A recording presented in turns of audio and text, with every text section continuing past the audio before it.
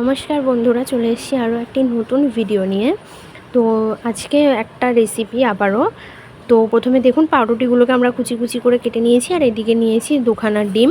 তার মধ্যে দিয়ে দিলাম পরিমাণ মতো নুন, আর দেব পরিমাণ মতো গোলমরিচের গুঁড়ো। তারপর যেটা করব সেটা হচ্ছে একটা স্পুনের সাহায্যে ভালো করে ডিমটাকে ফেটিয়ে নেব, ভালো করে মিশিয়ে নেব। তো এই রেসিপিটা অনেকটা ওই ডিম টোস্ট যেটা আমরা খেয়ে থাকি সেই ধরনেরই, কিন্তু একটু অন্য রকমের। ডিম টোস্ট তো একঘেয়ে হয়ে গেছে, যে সবাই খায় ডিম টোস্ট ওই একই মতো। তো এটাকে চেষ্টা করলাম একটু অন্য রকম, জিনিসটা এক, স্বাদও এক, কিন্তু জাস্ট জিনিসটার একটু ক্রাঞ্চি আর দেখতে একটু সুন্দরের ব্যাপার, সেই জন্য জিনিসটা একটু আলাদা। তো দেখুন, ডিমটা আমরা ভালো করে ফেটিয়ে নিলাম।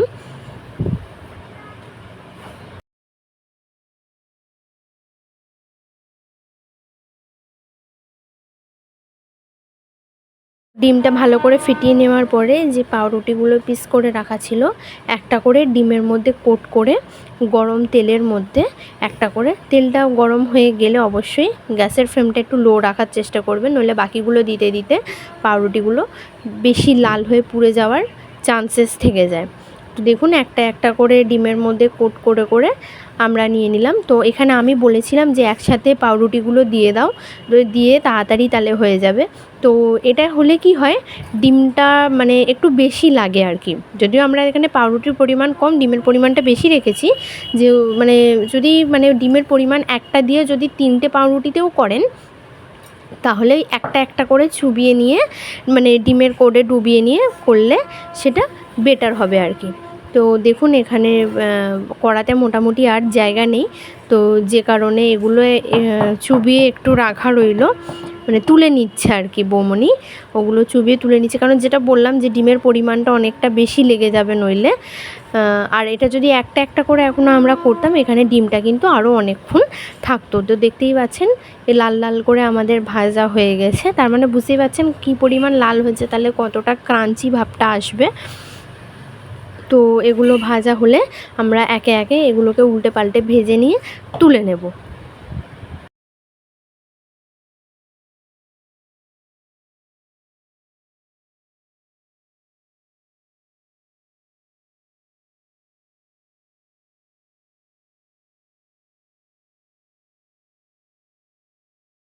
তেলটা যাতে সোক করে নেয় সেই জন্য আমরা একটু পেপার ইউজ করেছি। তো আপনারা চাইলে টিস্যুও ইউজ করতে পারেন। আমাদের সেই মুহূর্তে টিস্যু ছিল না, সেই জন্য আমরা পেপার ইউজ করেছি যাতে তেলটা সোক করে নেয়। তারপরে বাকিগুলো দিয়ে নিলাম। তো আপনাদের কেমন লাগছে আমাদের চ্যানেল, একটু অবশ্যই একটু কমেন্ট করে জানাবেন। তো এইগুলো ভাজা হতে থাকুক, আপনারা দেখতে থাকুন আর অবশ্যই কমেন্ট করবেন। আসছি নেক্সট একটা রেসিপি নিয়ে, সেটা হচ্ছে চা, লেমন টি। বলেছিলাম যে লেমন টির রেসিপি আপনাদেরকে অবশ্যই দেখাবো। তো দেখুন, লেমন টিয়ের জন্য প্রথমেই আমরা 2 কাপ জল এখানে নিয়ে নিয়েছি। জলটা ভালো করে ফুটতে দিতে হবে। দেখুন, স্টিমটা বাড়িয়ে দিলাম, মানে গ্যাসের ইয়েটা বাড়িয়ে দিলাম আর কি, লো করা ছিল।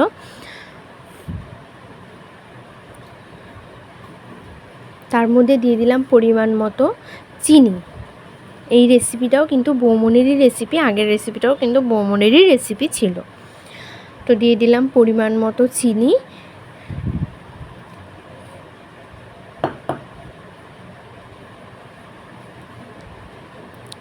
কার কার লেমন টি খেতে ভালো লাগে একটু জানাবেন তো। চিনিটা ভালো করে ফুটে গেলে তার মধ্যে দিয়ে দিচ্ছে পরিমাণ মতো চা পাতা, খুবই সামান্য পরিমাণে যদিও।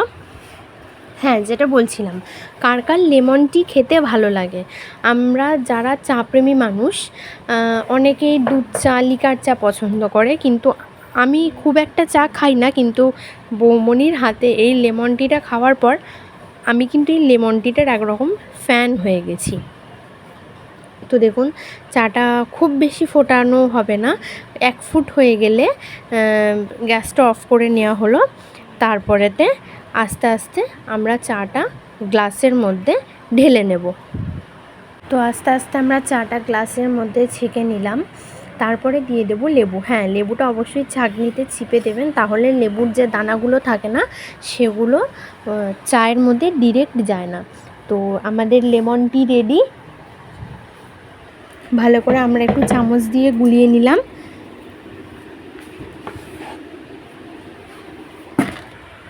আপনারাও ট্রাই করতে পারেন বাড়িতে।